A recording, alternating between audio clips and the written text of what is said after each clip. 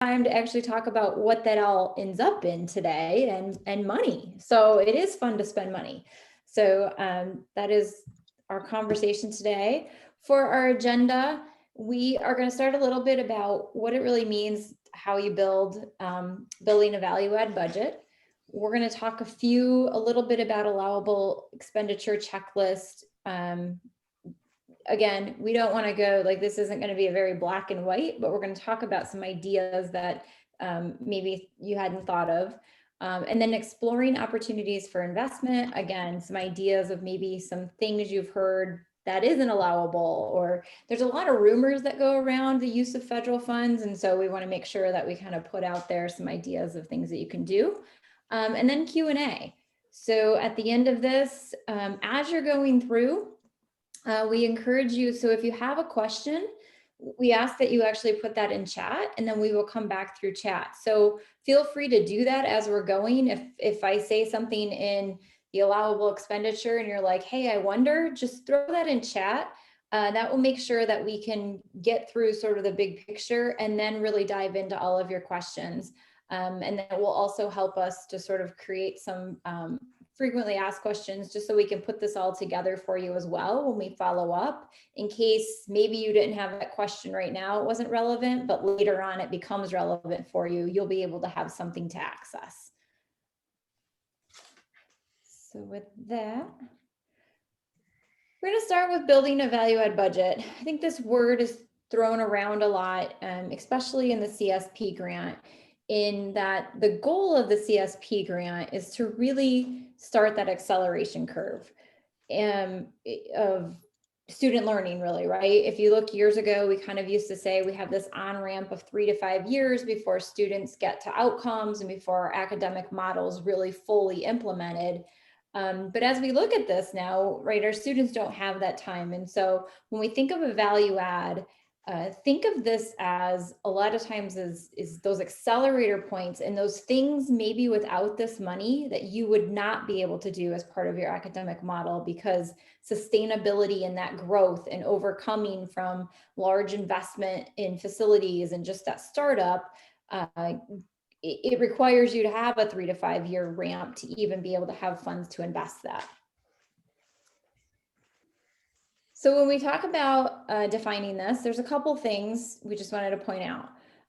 So what's value add? Expenditures that directly support the goals of the school. This is the big important piece to remember.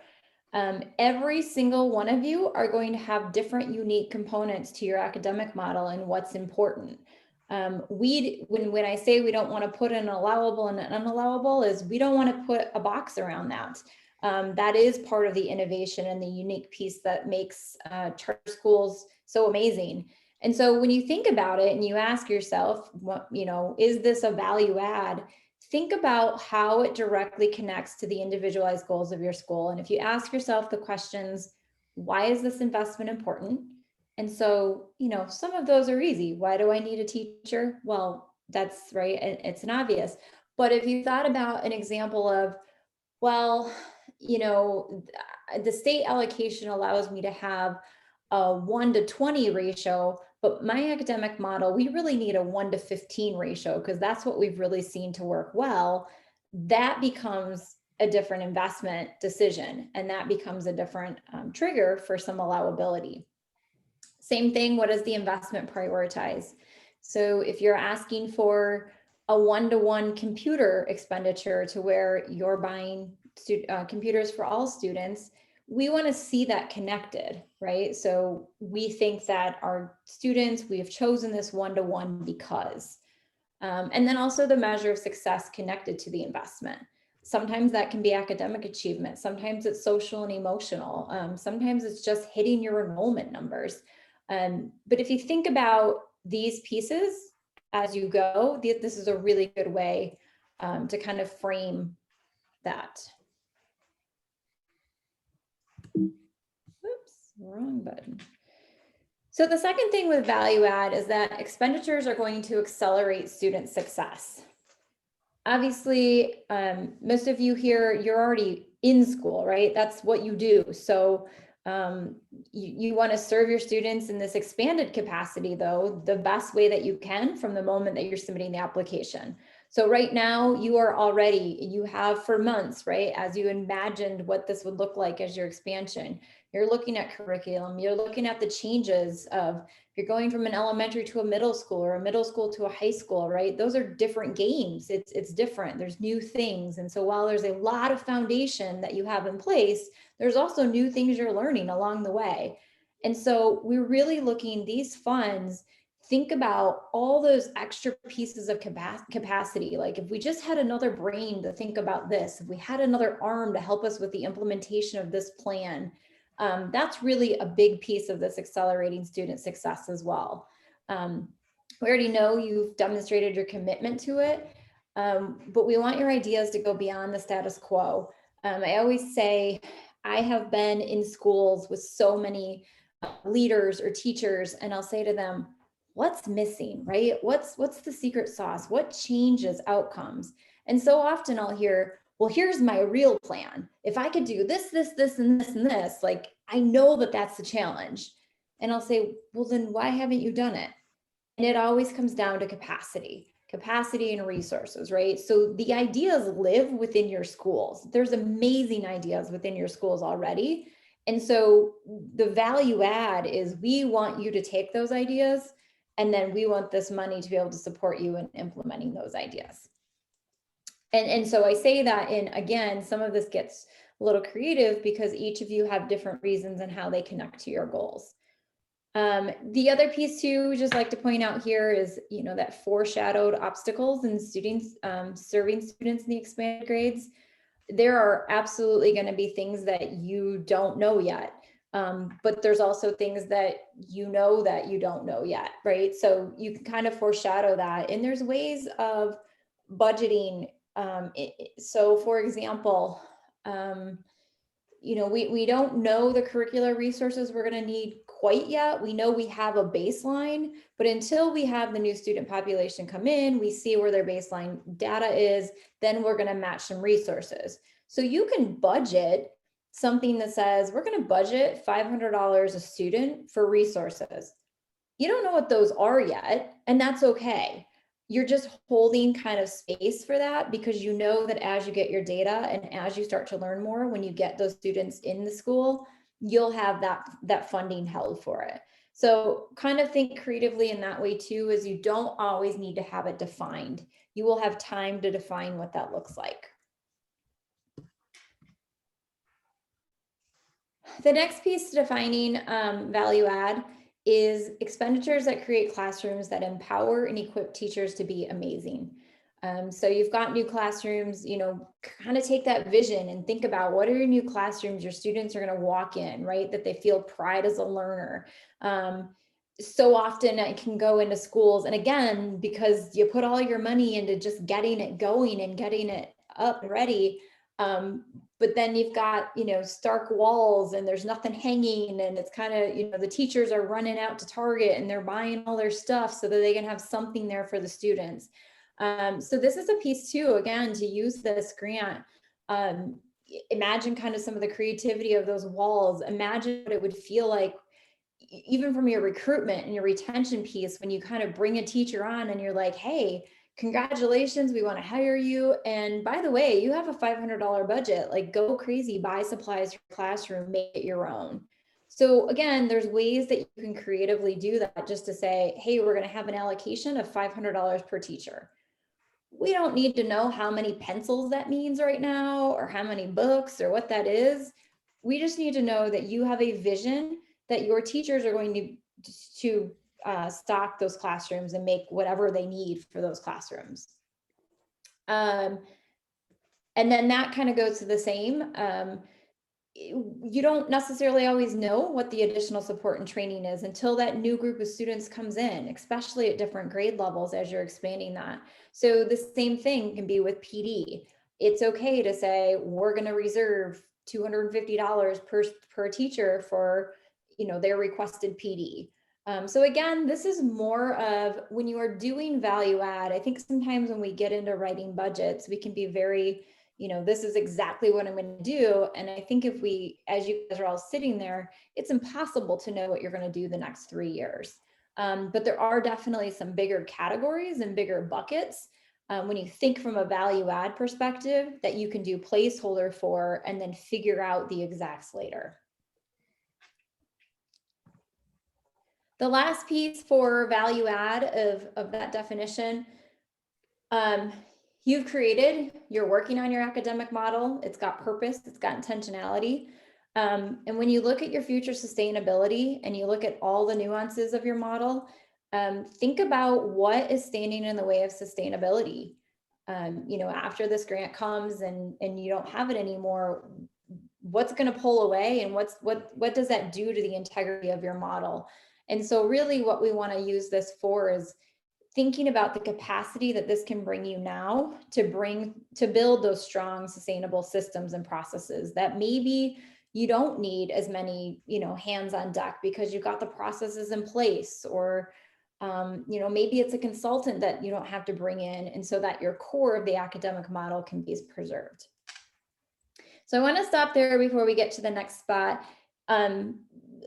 And ask questions of just the big picture value add versus specific allowable expenditures. Any questions on just the big picture?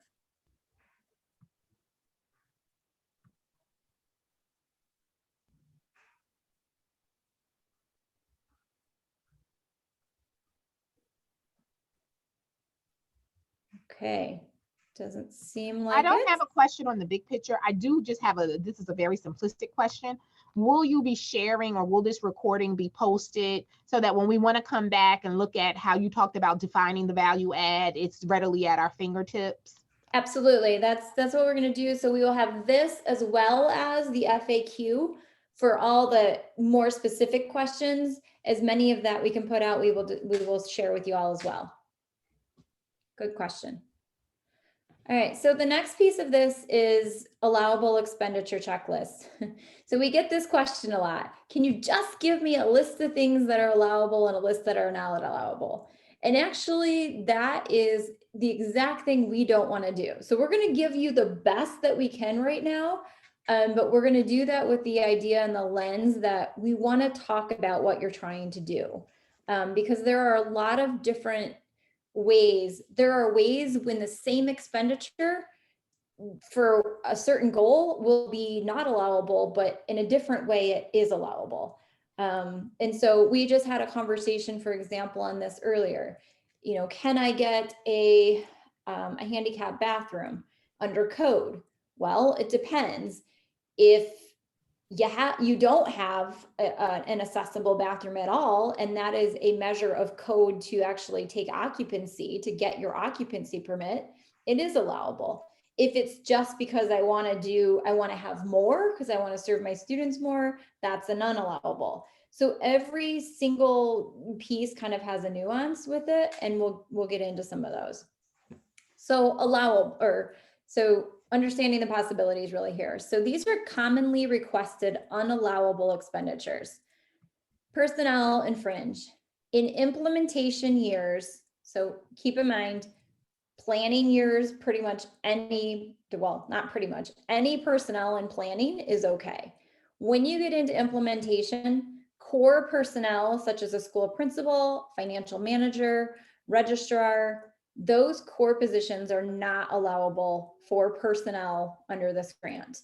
That is an assumption that those are core critical pieces, and you need to sustain those need to be part of a sustainable budget.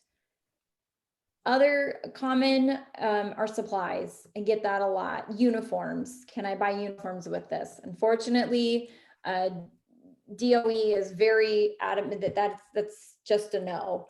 Same thing goes with swag, trinkets, and that is for any phase, planning, implementation, just in general. There is a piece too, so this is kind of one of those nuances of what is. So in general, people would tell you food is not available. That's not something you can do. However, if you are having a parent event and you know that the way to get the parent to the event is that it needs to be centered around something that is food related, right? We know these work great. Pizza parties, food truck rally, whatever that is. that becomes allowable. So that's why you don't see food here, but in that, the swag, the trinkets, all that stuff that you provide at that event, that is not allowable. Legal, there's no retainers or litigation, that kind of legal fees. So most of your legal fees are going to be in planning, and that's going to be about creating policies, maybe your board policies, your procurement policies, reviewing contracts of a management organization, those kinds of pieces of getting that foundation. We are going to need itemized invoices from your legal fees though, to be able to do that. So kind of just think that in mind of, if you were thinking, well, I'm just going to have a retainer and I'm going to pay them $2,000 a month, we will not be able to reimburse on a retainer. We will actually need the details so that we can verify that it's for all of the allowable reasons that legal fees would be due. Facilities, funding for school construction, all phases. So again, we talked about the bathroom. This grant can be used for repairs, or like I said, if you've got a checklist of code items that says to get your occupancy permit, you need to do A, B, and C, then A, B, and C are allowable. And then beyond that, you can do painting, you can do, ceiling tiles, you can do small repairs to those types of things. Usually the things that come in that are allowable are like wiring, rewiring of things, or like electrical, HVAC kind of stuff. Those are usually the code things that come in. The key to this is, think about if you have to knock a wall down. If you have to knock a wall down, the likelihood of it being covered is far lower. That's where we kind of have to go through some different pieces. In the same respect, if we can't cover something, we can be very creative, with you and helping you kind of go through your budget to see what we could cover, doing a budget revision so that you can use some other general fund money for what you want to do.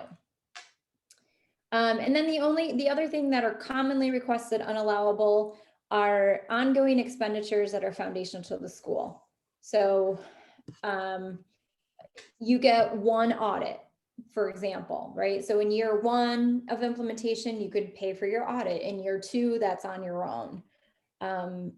When you just think of those foundational kind of back office, that's another thing. We can't, once you're in implementation, back office services, just like your financial management person, cannot be covered. How long does implementation run for? Can you claim implementation? Good question. So the answer is, it will depend on your open date. If you are a school that is opening in September 2021, your implementation will run from, I gotta make sure I get this right, April 1st, May, June, July, August, to October 31st. I wanted to make sure, or do we do September 30th? It's October 31st, sorry. That's planning, right, Angie, not implementation? Yes, sorry, yes. If you are if you're opening in 2022, planning would run from April 1st to October 31st, 2022. So you either have 6 months basically, or 18 months is kind of how it works with this round. And that will change in different rounds, as if there were people on here who are thinking of other things, but in this round, that's where to think about that. And so what that does is that gives you a little bit of time to get some of these expenditures even after your doors open, right? We recognize that school aid comes and it starts, but sometimes it's still not where you need. So it does give you a little bit of leeway to get some of these expenditures covered. And then to your question there, implementation then will depend. So if you have your 6 months at the front end of planning, you then have 3 years of implementation. You have 3 years of implementation, or sorry, 2 years of implementation after that. I was confusing myself. You have 42 months total. If you think about that, but your planning, if your planning is not 18 months, your 2 years of implementation just start as soon as your planning stops. And we will put that, because I know I just confused the heck out of that. So we will put that in writing in our FAQ as well, just to make that easy to see. So when we look at, again, understanding possibilities, surprising allowable expenditures, we wanted to kind of focus on that versus an all-inclusive list. So one of the big things that we get is, I've been told that there's no personnel that can be. We already started talking about it a little bit. There's definitely allowability for positions that offer a value add to the program that can be sustained or justified after the CSP grant. So examples of this, we talked about the teacher ratio. Where this happens a lot too is maybe up the front end, a really culture set, you need an extra behavioral specialist. Or maybe you know that the funnel of students you're coming in, they're going to be behind academically versus the pipeline students that you brought, and maybe you need extra interventionists.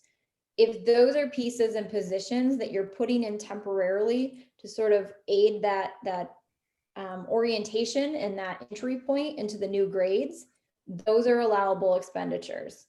So again, this is where we kind of say, think creatively, not creatively, I guess, but think about those things you need. The I wish world. If only I had this, I could do this. This is your chance from a personnel perspective to do that.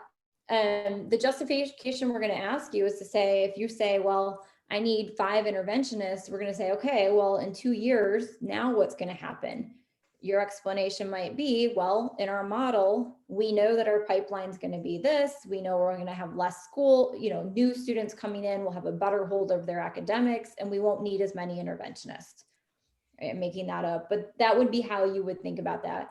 Or you would say, we're going to actually make our student growth population, this is sustainable. This is part of our model, but we just have to wait till we hit our enrollment numbers so that we can sustain that. So those are kind of what we would look for in those questions. And then this kind of got to your question, which is a little bit more succinct. So this will be good.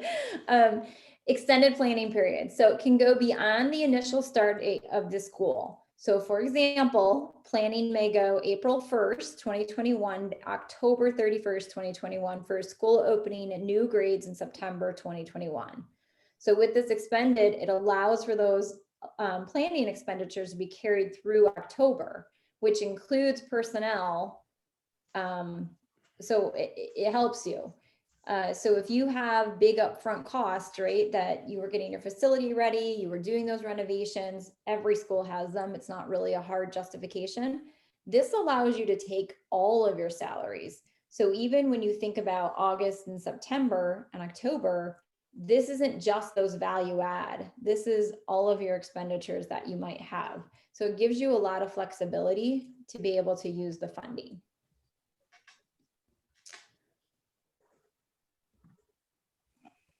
So before we jump into others, I want to just cover this, opportunities for investment. So I want to brainstorm now. We just talked about a lot. So as we're talking, and again, use the chat for this, would love to know what caught your attention. As you're thinking of challenges, such as teacher recruitment, retention, you might think about how these funds support that planning. How do fund allocations intertwine into the grant narrative? So again, how can you imagine capacity for effective implementation? How can you be innovative? How do you support ongoing growth? So this kind of looks like, if you're doing a budget narrative, you might say, the example I used earlier, we have chosen our curriculum. This curriculum aligns with the previous grades, right? Pipeline, we've created some vertical integration. But we're not yet sure where the academics are going to be of the students coming in. And so we're working on a plan to make sure that we quickly assess those academics and get the resources we need. That would be a great little note in your budget, in your narrative, to say in that curriculum area, to just say that and say CSP funds will help support this. So you don't have to. We've gotten the question of, does every expenditure have to match in the narrative? Definitely not. But the more that you know you're growing and you recognize that growth and you connect that with the budget, it definitely does help us see the picture of where you're going. And then again, this might not be for now, but even with your teams, as you come back to this, if you built that wish list, what would it include? We would encourage you to put your wish lists in here. Again, it's got to be connected, right? We're looking for value add. This isn't just a random wish list, but your wish list, there's not going to be the process for approving these budgets. We're not just going to be like, nope, that's unallowable. Sorry, you don't get it. We will come back if you are awarded the grant, we'll come back in our funds release meeting and we'll have conversations to say, all right, this one isn't allowable because of this. Let's talk about more. And then you'll get the option, if we can't get to it to be allowable, you'll get the option to reinvest it in some other way.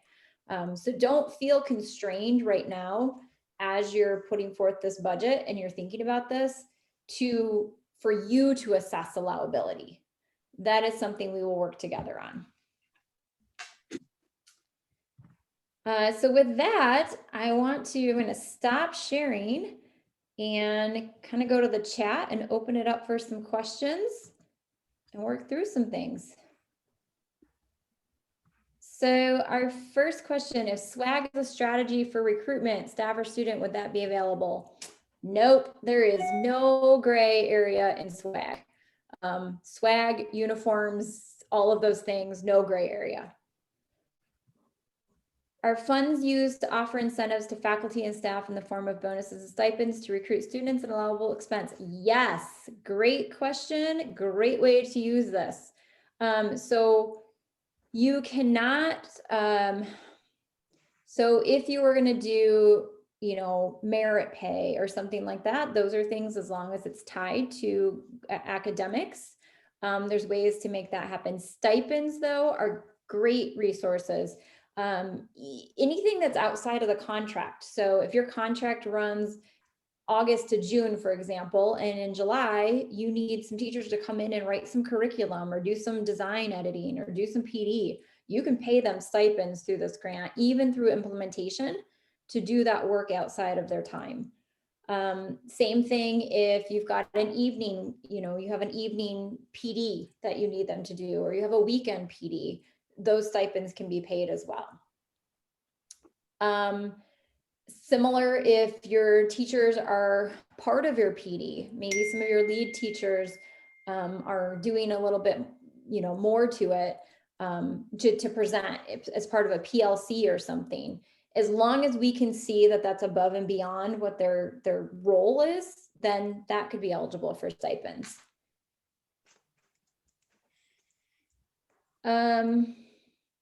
You can also, we have to be careful on, I want to say this, recruitment bonuses are a little different only because we don't have anything to tie that to. So it's a little bit harder to justify to say, I'm just going to pay you $4,000. What we would rather see you do is, you can do that, and then let's figure out how we just put some of their staff time for that extra $4,000 in this grant, so that you can do that. So they don't want you to basically kind of put money out there for folks that you're just bringing in, but you can pay for, you can't pay, and again, if we're creative with that, you can. I don't want to say no. You cannot pay headhunter fees though. So see, you're going to ask that, huh? So no headhunter fees. You can pay an HR professional. So it's a little different, right? You can pay a consultant to say, I'm going to bring you in and I'm going to have you help me create this recruitment plan. And you're going to be part of me of figuring out interview questions, marketing strategies, outreach, all of that. You can pay somebody for that because the plan becomes part of your future recruitment. What you can't pay is, if you bring in this position, we're going to pay you 10% of their salary. So kind of the traditional headhunter model is what you can't do. But for capacity, you definitely can. Angie, can I Yeah. bring up one thing? So we're talking, can you talk a little bit about like how this will be evaluated by reviewers in the budget? So there are some things everybody might not get right at the beginning, and they could have concerns about if it's not right in the budget, how it affects their score. Can you talk a little bit about that? Absolutely.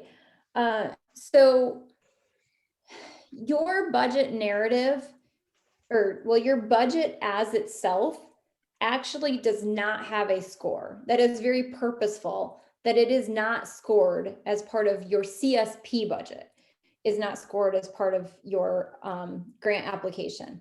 Your sustainability and your organizational budget is a consideration within scoring. So I say that you are presenting something that gives us a sense of your plan and what you need in the dollar amount. So there are times that all of the money that's available, you may not need all of that. You may not find ways to spend all that.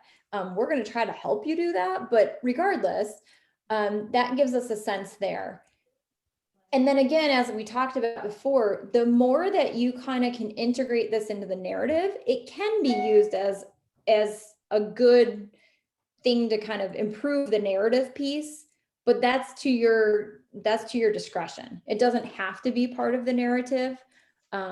It really is just part of your story that will help us once you get funded. So as Olivia was saying, and as I mentioned before, don't get hung up on, I've got to put this really safe budget together because I don't want to get knocked on. I had things on here that were unallowable. We want you to think big. We want you to be creative. We want you to really kind of put that wish list out there. And then together we'll figure out what can work on that and what can't work on that. But that piece, getting your wish list out there, is not going to ding you on points on your grant application for reviewers. Does that answer your question? Yeah. So if Danielle, for example, had put the headhunter in her budget, if we hadn't had this conversation, if that's an unallowable expense, that's not going to hurt her in any way in her application. But if Danielle were to get approved, and when it comes time to spend that money, Angie is going to be there to say, hey, you actually can't use it this way. Let's figure out how you can free up some money for this, or how we can maybe bring in an HR person and make that work. So just keep that in mind. This allowable, unallowable, there's so many intricacies, and you're not going to get dinged in your budget for something like that. Great point. All right, so next question. How about architectural, not construction expenses? No, that is included. That's a pretty clear black and white piece too that USD puts in there. There's really not a reason to do architectural unless you're doing construction. So being construction is excluded, it's that. Now I have had some questions. So again, I told you there's nuances to everything. If it happens to be an architectural firm who is doing your feasibility study on your facility, that is different than the architecture who is building your plans for your expansion. So again, feasibility studies, it's always about, when you're looking at legal, you're looking at architects, you're looking at surveyors, you're looking at all these pieces, it's really about the work. And if the work is core to getting that building, the occupancy permit. So when you think about those things, that's really kind of a really good lens to say what's allowable around the facilities piece. Anything beyond that would not be. Would lighting in parking lots or irrigation of sports fields be permitted?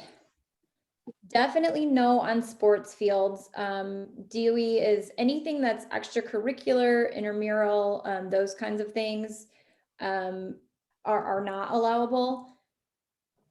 There are some things, I don't even want to really, if you think about things that are core to your program, so playgrounds, that's a good example, right? A playground you could get, because that is part of, you could argue that the playground is part of your wellness program within your school, right? It's part of the focus, the brain piece, and all of those that maybe younger students would need. So some of that stuff you can. Parking lots is going to be a tough one. Again, I would first start with code if there was something that you needed to do for code for occupancy. But the second part of that would be really hard is, the other key is, can you move it? Right? So if you think of lighting, could you pick up a light and move it to another facility if you moved facilities? That's the other piece of any improvements. So anything that you're doing for improvements, if you're buying a sign, your sign has to be removable. Same thing with the playground. You have to be able to relocate that. So when you think of anything that adds value to the building that you're in, those are the things that are unallowable. Could planning for grade levels that are not yet open stay in the planning phase while other lower grades levels open? We would then have some grade levels in implementation and some in planning. No, unfortunately, you do need to go. You are planning and then implementation. There's no, however, so I guess I shouldn't have said unfortunately. However, the only thing that you would not be able to cover in that is, honestly, most of it can be covered as I'm thinking about that. So if I'm thinking I'm going to do a 6-8 expansion and we're starting with grade 6 and grade 6 comes this year, and I'm going to move into grade 7 next year, even in implementation, your planning and that curriculum design and all of those things for grade 7 is allowable.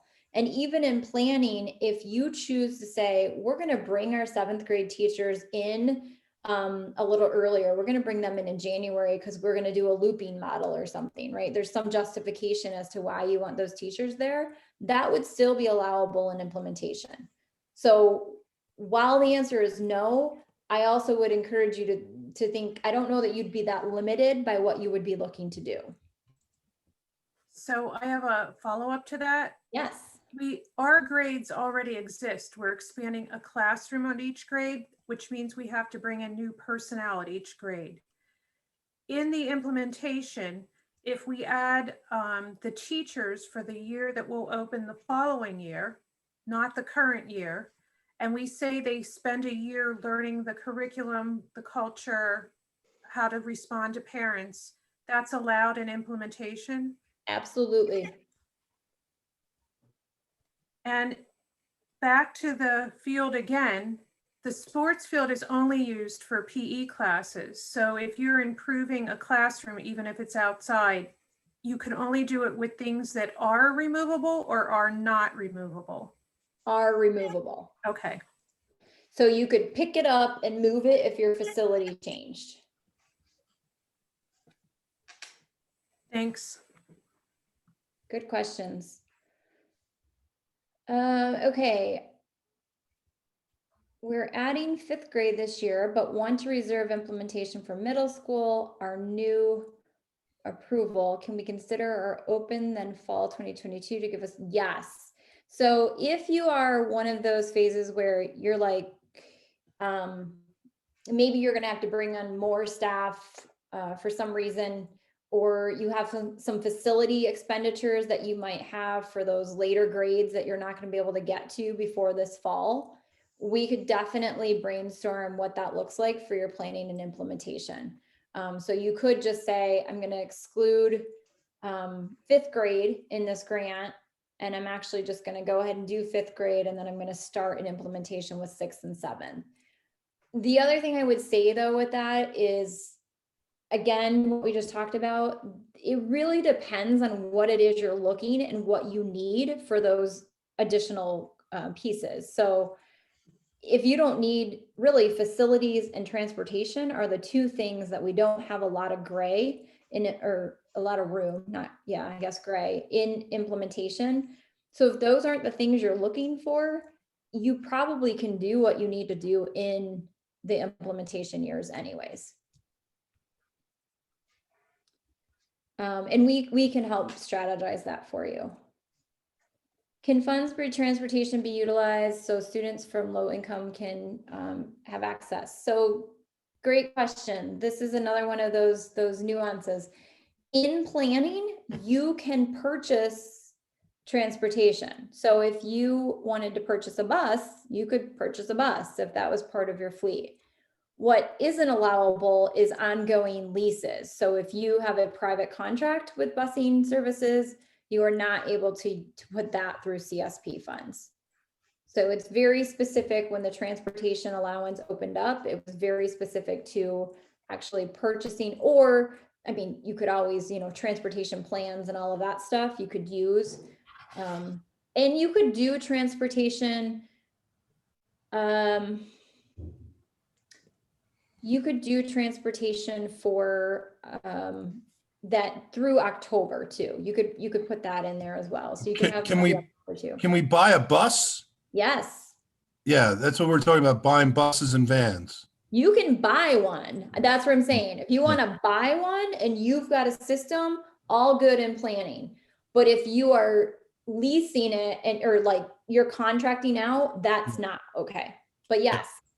Yep. Can buses be purchased not only to serve your new students when you're adding grade levels, but also we have a lot of old buses that we currently have been using for existing grade levels. Can we also purchase buses to replace those old buses? So if you were to purchase a new bus and there was a student from your new grade level that was going to ride that bus, and then there were 50 other students that were riding with that person, then yes. All right. Right. So that's your, you know, to kind of get away from that. You can't just replace but absolutely, if it's gonna, you have extra capacity and you need extra capacity, Right. that will work. But then won't include. Angie, is it a timeline that all of this stuff has to be purchased by, or does it just require the purchase order to be actually generated? But let's say, I know the October, it's like October 31st is that implementation phase or that planning phase. But let's hypothetically say we create the purchase order for it back in, I don't know, September, but we don't actually purchase it and have it in our possession in that October. Is that allowable, or is it like, no, you have to have it in your possession?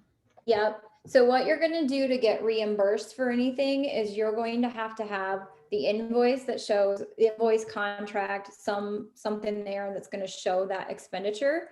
And then you're going to have to show proof of payment, and you're going to have to confirm that you have what you got, right? That's all part of that delivery confirmation. It's a good question.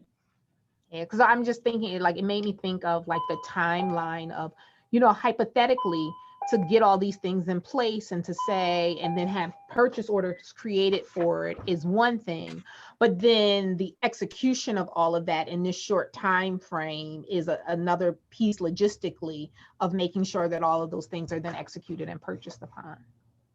Yep. No, definitely understand. I think the feeling is in order to open, you have to have that transportation. And so I think when DOE wrote this, they kind of were thinking, and usually, right, ideally you'd have 18 months to consider this. But yeah, when you're up against that window, it's a little bit harder. And you know, in our case, we're moving to a new campus in a new town, and all the transportation arrangements are out the window from the previous districts. And that's why we have to buy buses for all the kids, because it'll be cost prohibitive. We couldn't offer it to if we actually paid providers, it would be impossible to afford it. But Asbury Park's a walking district, Neptune, so that everybody walks. But now in Neptune, we're gonna have to transport the kids there. And that's why we need buses.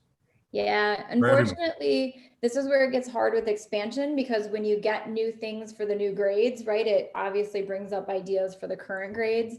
But we have to be very careful of that, of we can't, again, we're going to have to budget reasonableness. If you say we're adding 100 students and you ask for 10 buses, right, that's not going to be reasonable. Yeah.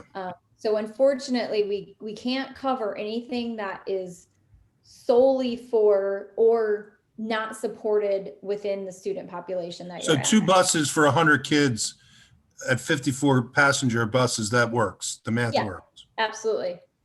John's had his hand up. I want to make sure that we answer John's question next. Yeah, John?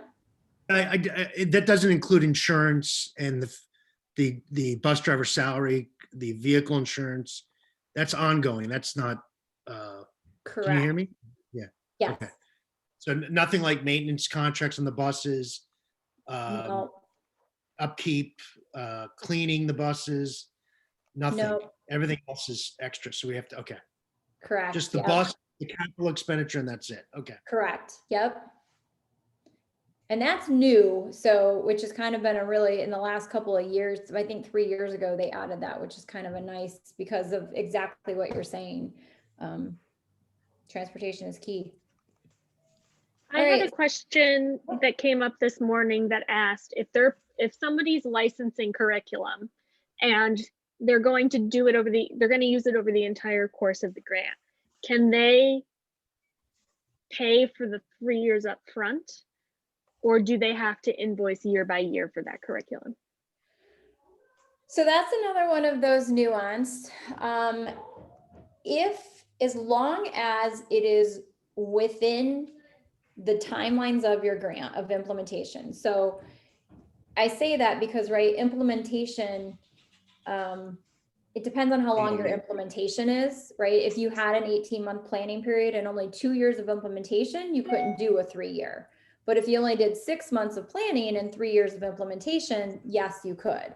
So the key to that is there's 2 factors to that. The first key is, as long as it's within the grant period that you've been awarded, that's completely fine. You can pay that upfront in a year 1. The second thing is if there was, so let's say it did go beyond, right? Maybe your implementation ended in December or something and it went beyond that. If there is a significant discount or reason or motivation that needs to be paid up front, that is also justification for doing that. Good question. So the next one, if a school garden was on the wish list and connected to mission and key design elements, but was part of a new construction, would that be allowable?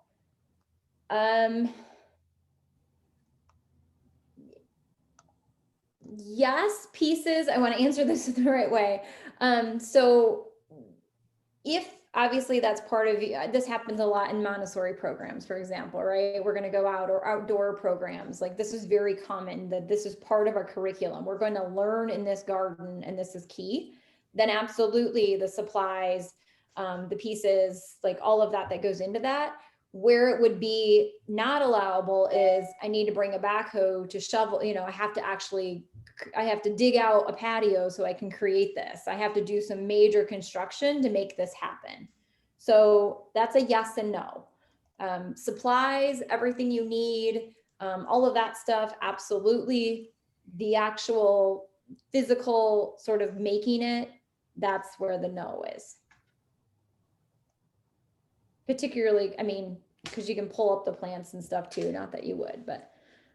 All right, are there typical recommendations, expenses you anticipate seeing, or recommend us more than others? Not other than what we've talked about.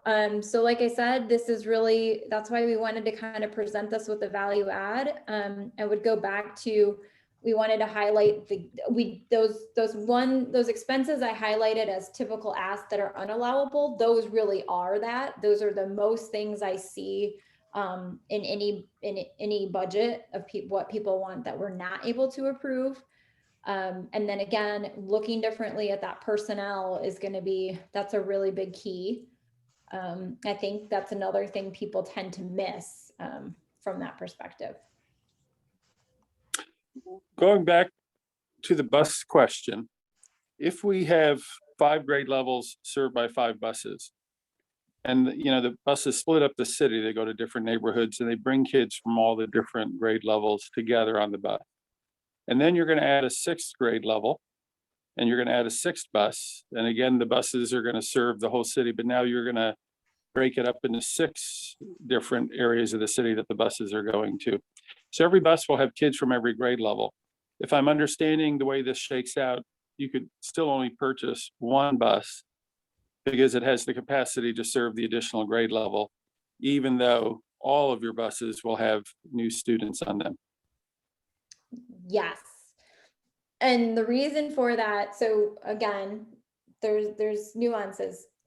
If your real transportation model was we have a bus, I'm making stuff up right now. So for safety protocol, we have 1 grade per bus, right? That's just, we don't want younger students on with older students, whatever. And so you do have to have multiple buses because you have to serve everybody at that grade level. If that was your plan, and so you needed to purchase 5 buses because that's actually how you did it, we would need to see sustainability then.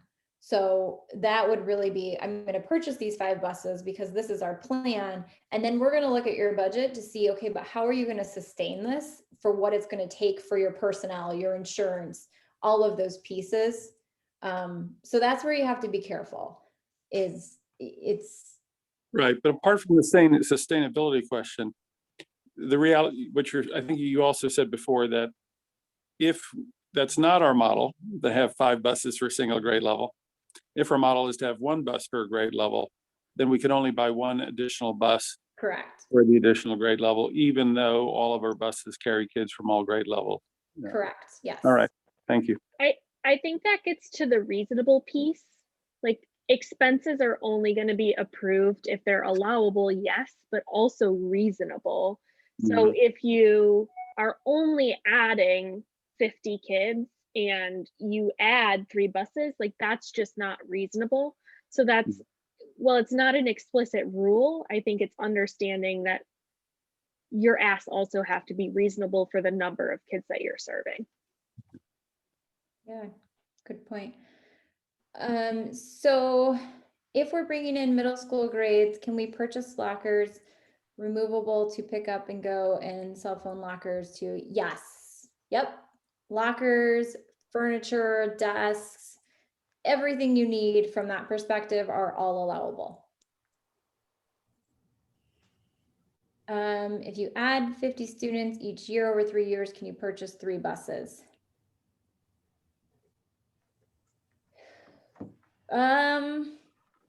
I would pause on that one and say we'd have to explore it a little bit. I see the point.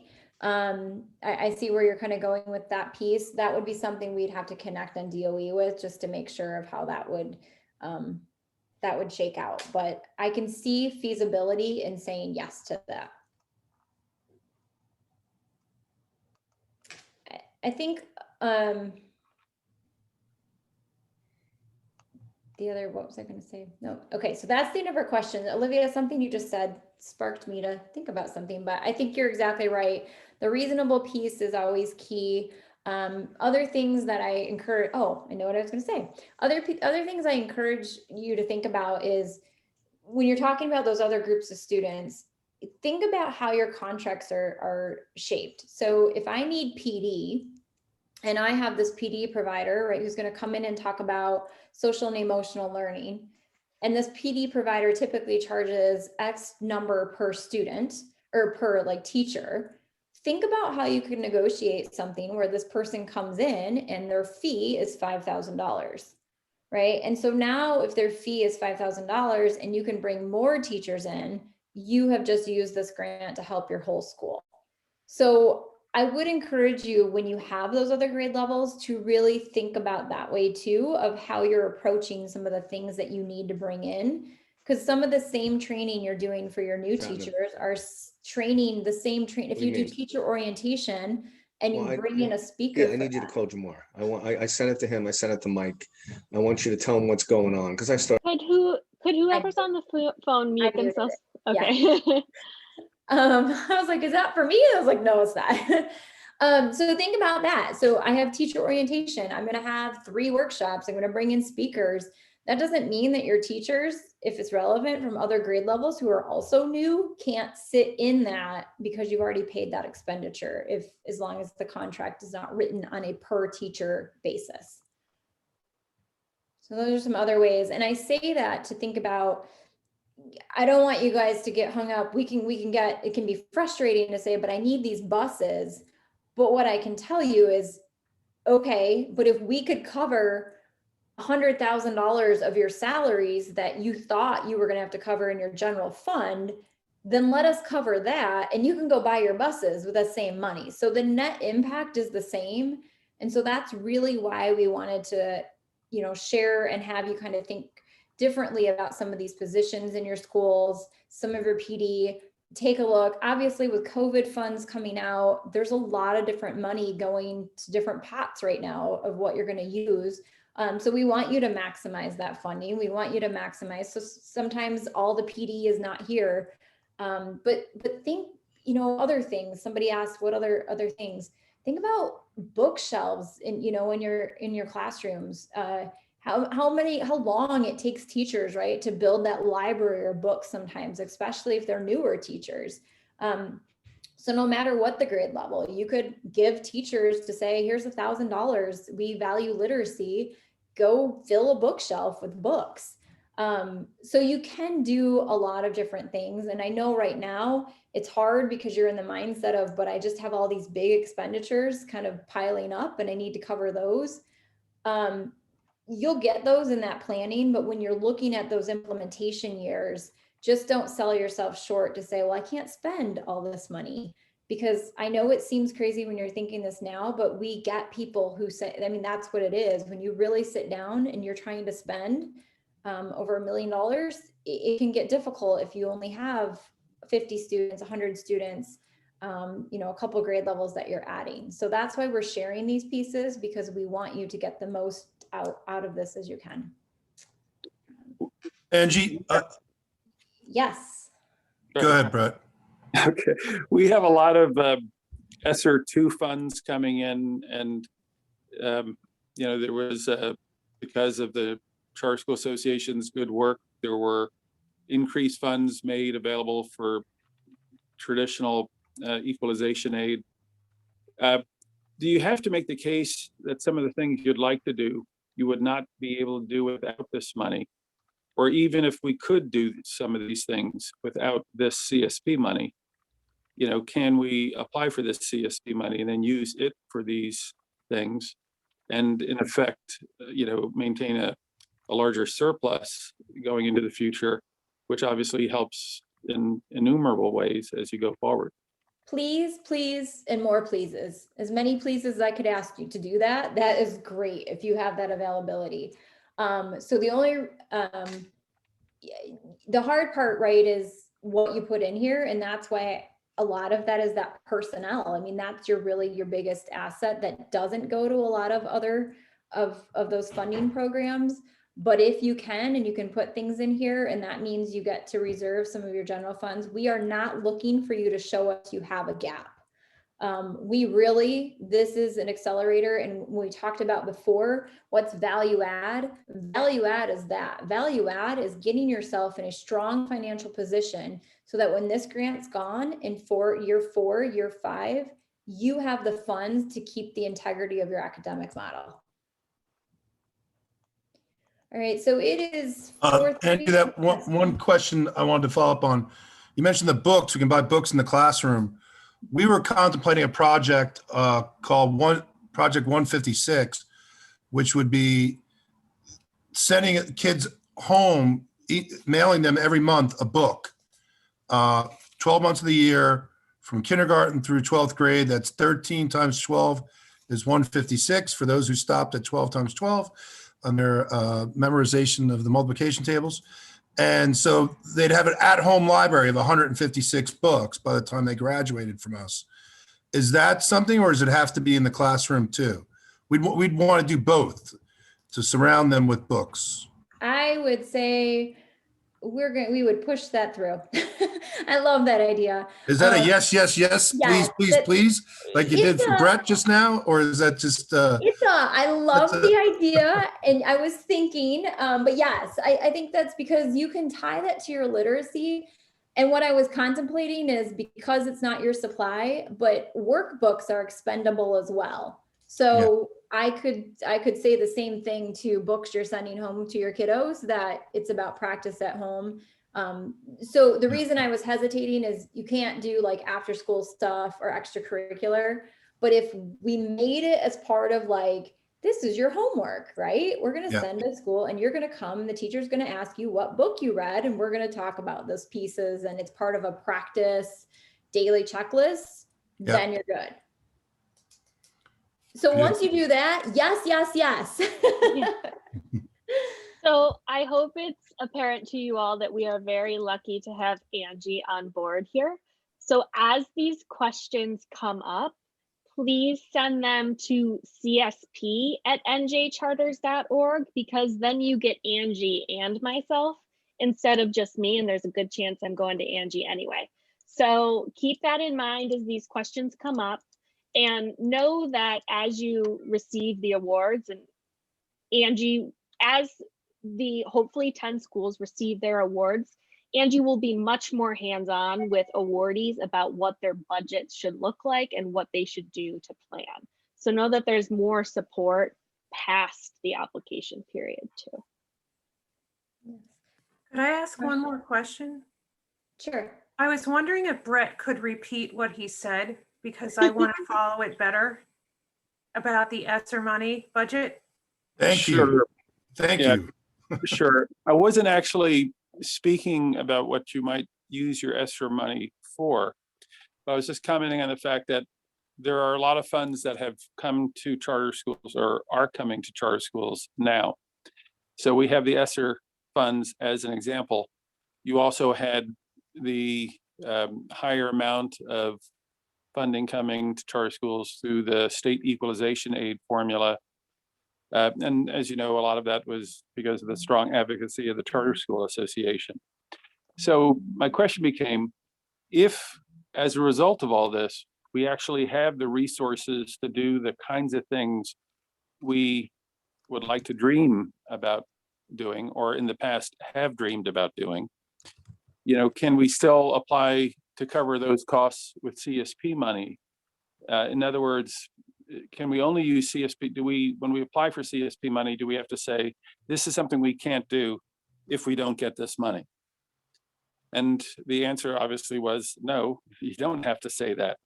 If you can use CSP money to cover some of these dreams, and then not have to cover some of these dreams with money that we're getting from other places, and that makes us fiscally stronger, let's say it increases a surplus that we have at the end of the year, and that allows us to continue to do great things into the future, that's perfectly all right.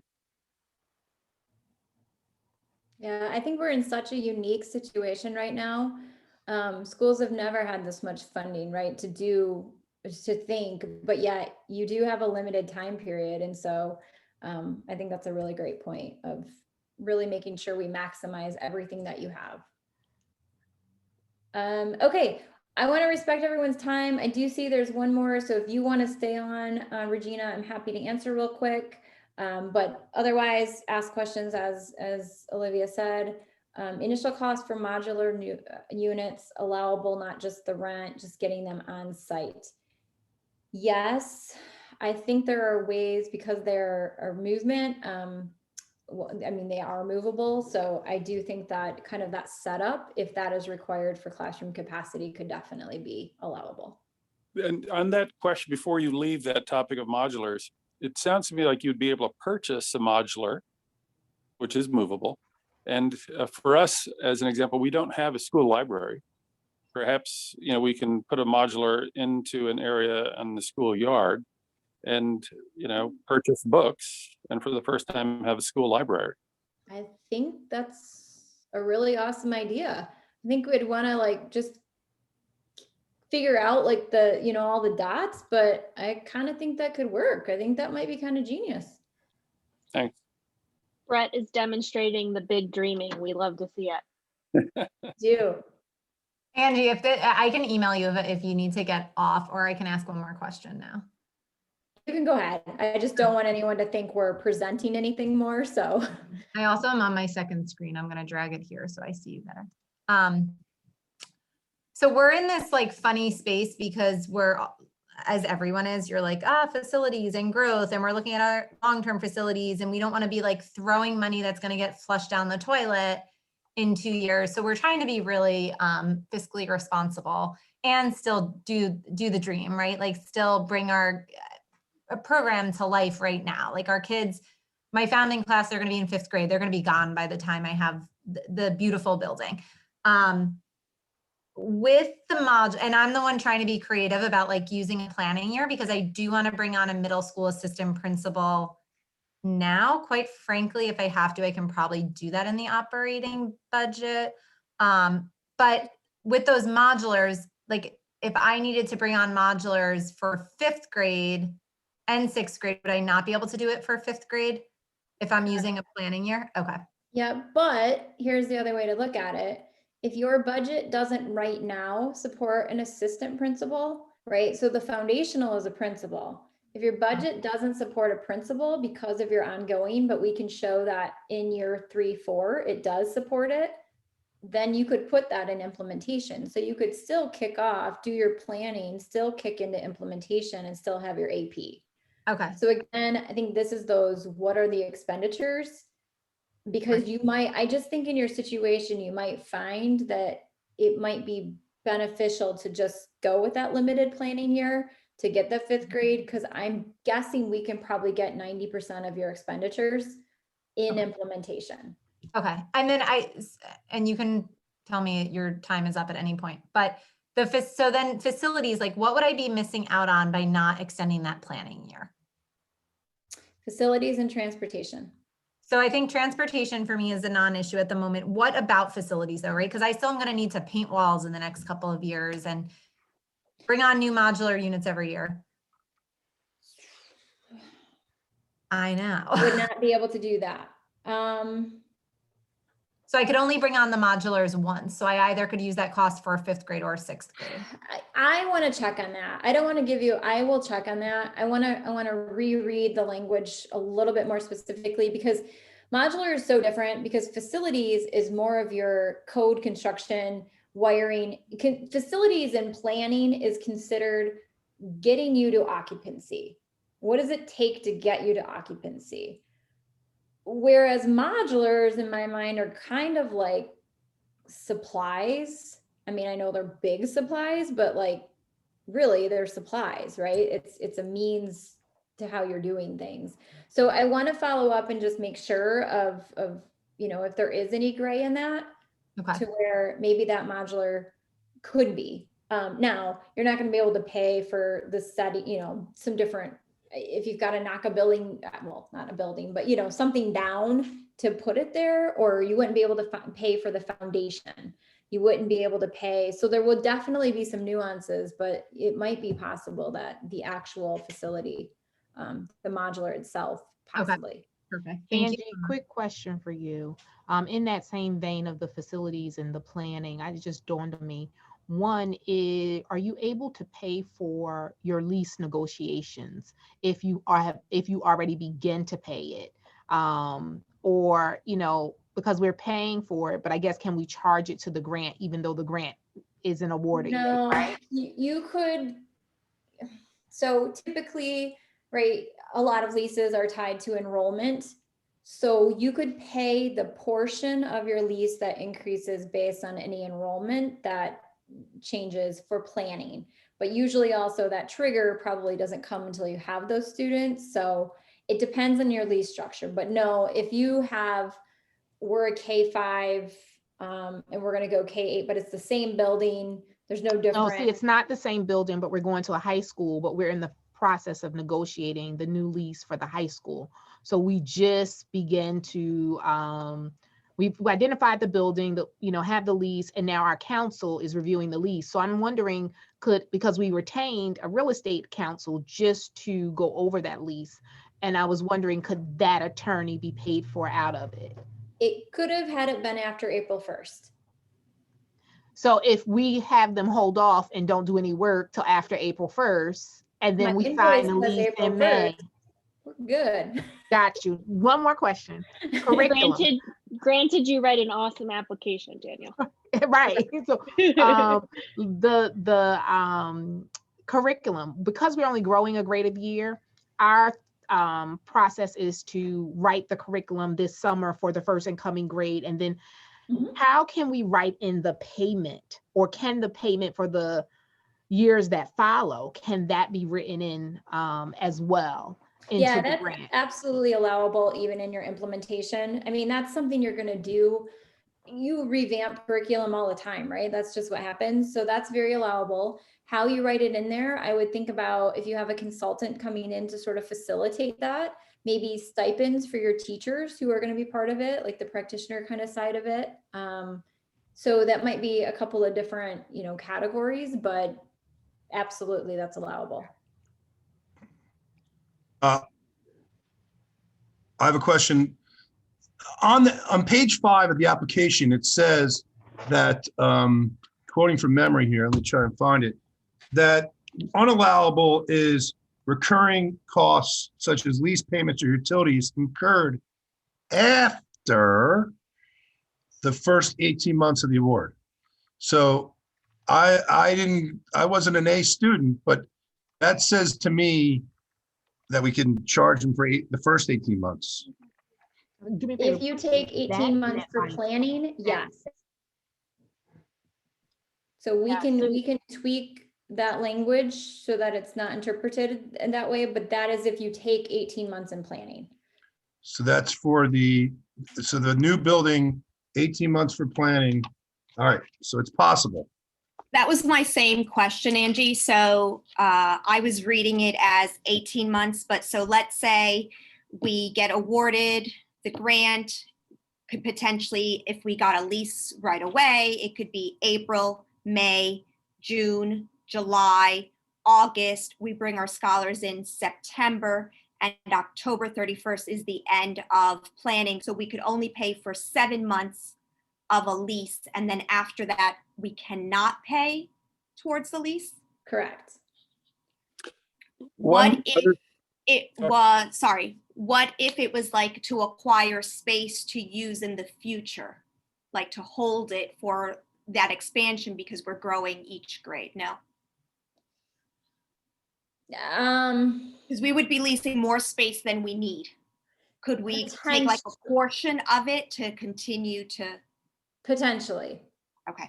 Yeah, if you have to acquire something and you're only adding 5th grade, but you have to pay for the wings of 6th and 7th grade, potentially we could look at that 6th and 7th grade prorated amount. Does the planning year, can it roll forward? Because we're adding, next year we're adding 10th grade, the next year after that we're adding 11th, then we're adding 12th. Does the planning period keep rolling? Because we're adding grades each time? Planning is, from definition of USDOE, think of planning is all the time up until you have that first student in your grade level enter your school and start. That's what triggers implementation. So there is no planning, so the idea is here, planning is how you are preparing to open your doors on day 1. But Monica said she can do September and October in planning. Because we are giving you a little bit, we're giving you a little leeway that the DOE has allowed us. So 2 months is big. Because it's important. We know you've put stuff in, we know you're waiting on state aid. So we've gotten USDOE to approve that piece to give you something. But again, this is what we were commenting up there with having 2 different grade levels. So you can't have, let's say, planning for 7th grade that goes until October 31st when those kids, you can have planning for 7th grade that goes until October for kids starting in September. If you have 8th grade starting the next year, you can't in effect charge for discrete expenses connected for planning for those 8th graders, because once you begin implementation for 7th grade, you can no longer charge anything against, planning, even though it's for another grade that hasn't begun yet. So I want to be really, really, really, I want to stress this. I can't stress this enough. when we're thinking of planning, don't get hung up on this planning implementation. Planning, the very specific parts of planning are facilities and transportation and personnel for everybody and anybody. Outside of that, if you're not starting, the same thing we just talked about, if you're planning for a curriculum for 8th grade because you started 7th and you're going to learn from 7th and then you're going to implement 8th, that is part of implementation because that's just ongoing in the school. So again, even though you're in implementation, that doesn't mean you're not going to be looking forward. You're not going to be doing planning. You're not going to be, I mean, you're going to learn. We hope that you're doing that, right? You're going to learn a bunch of different things and you're going to have to regroup and you're going to have to figure out different strategies. All of that is covered. So that's when we said earlier, when you're thinking about like, what would I spend money on? Put those allocations in. I'm going to have $20,000 for a consultant to come in and just do curriculum evaluation and design, because I know that we might have some gaps. We might need some resources. We might need, so I would actually, that's definitely implementation. And those are the pieces actually holding that. We don't know what it is. You don't have to tell us what it is right now, but we'll hold that so that when you figure it out, you've got a pot of funds already reserved. Right. Okay. So in effect, we're in the implementation period. It's considered implementation money, even though it's being used for planning that happens after you've started your 7th grade year. Yes. Right. Okay. So Angie, oh, go ahead. Go ahead. I was just going to say, yeah, you go. I was just going to say, DOE defines planning and implementation. And the reason that there is a planning and an implementation is for those 3 expenditures: transportation in terms of buses and that stuff, facilities, and your entire staff. Everything else is allowable in implementation. All right, go ahead, Olivia. I was just going to say that Angie has been very gracious in staying 20 extra minutes for us to answer questions. So I will open it up for one last question. If somebody who has a burning question, maybe somebody who hasn't gotten to ask anything yet. And then we are available via email. Drop those questions into csp@njcharters.org. You're ultimately probably helping everyone. We can add that to our FAQ. So please don't be shy when it comes to your questions, and this will just help us anticipate needs and questions in further years of this grant. So don't be shy.